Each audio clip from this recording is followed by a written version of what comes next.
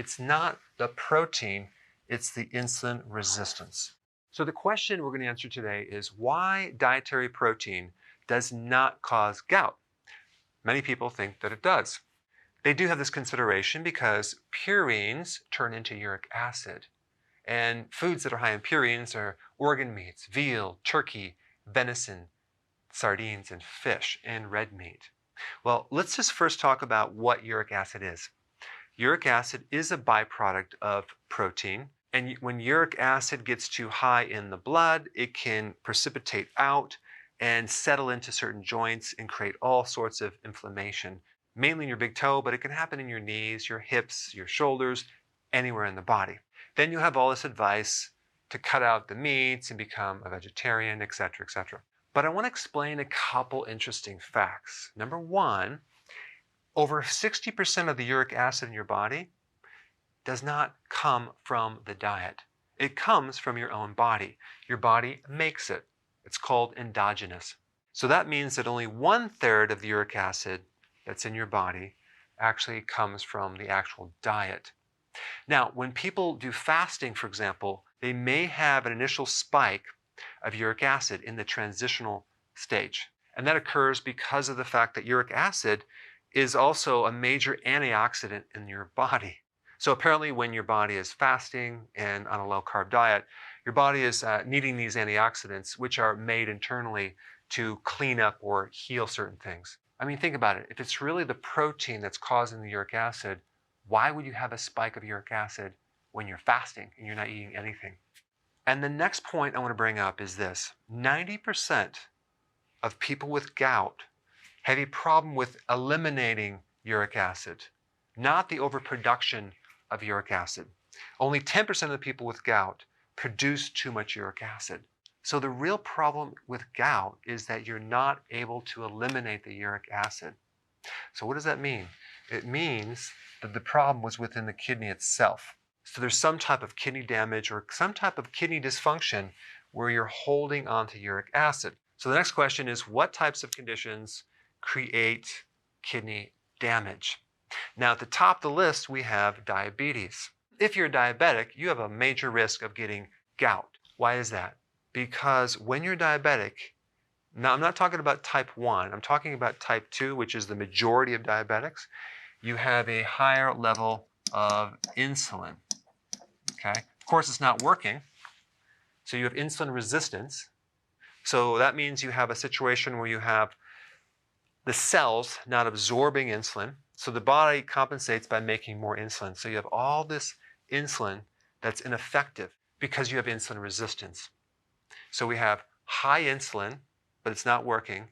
You have high glucose, okay, because you don't have insulin in there to regulate it, even though you have an excessive amount, but it's dysfunctional.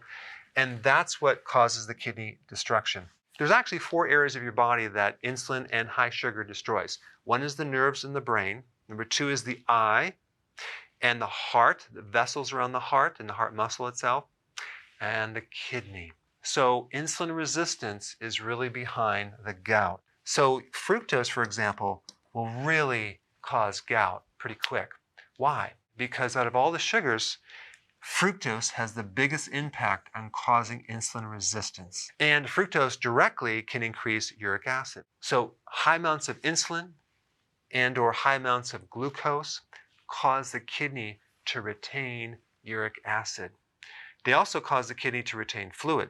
So now this is making a little bit more sense. It's not the protein, it's the insulin resistance. So what can you do? All right, number 1, you have to heal insulin resistance. Now, when you start a healthy keto plan and you do intermittent fasting, you may find that your uric acid does spike only on a temporary basis. But if you continue it and you get through the adaptation process, that will go away.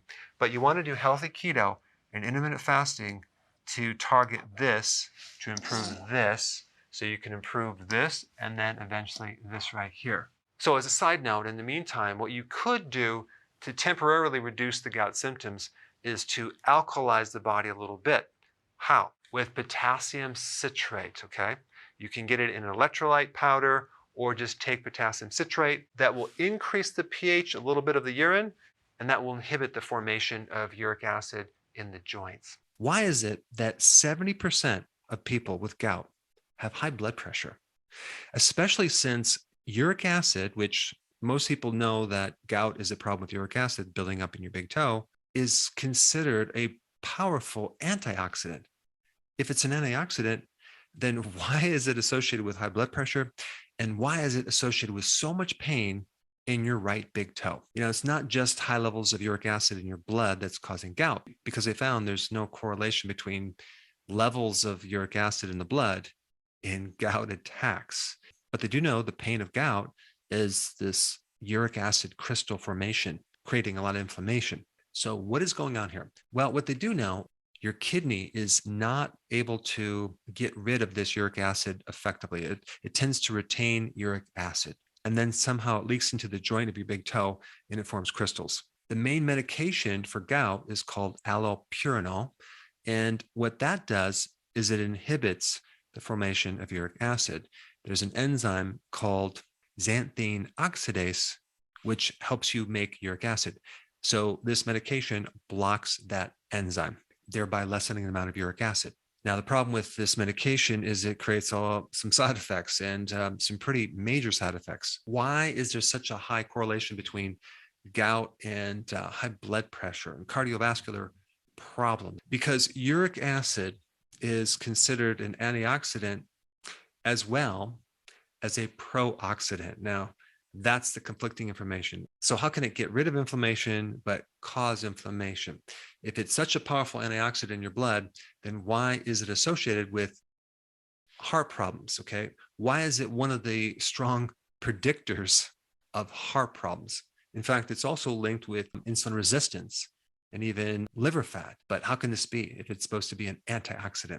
So let me just kind of go through a couple interesting points about this. Number one, and this is what I found out, uric acid inhibits nitric oxide. If you even think about what happens to a gout patient with their big toe, you're getting a tremendous amount of inflammation. You're getting a lot of free radical damage. You're getting a lot of oxidative stress, right? And potassium increases nitric oxide in a potent way. And this could also be the reason why quite a few anecdotal reports indicate that taking potassium can help reduce gout. Omega-3 fatty acids also increase nitric oxide, okay? And we know that omega-3 is an anti-inflammatory. Fructose.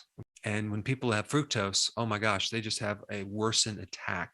And it just so happens that fructose and sugar decrease nitric oxide. Number one, increase your potassium, both from foods and supplement form. Avoid fructose and sugar.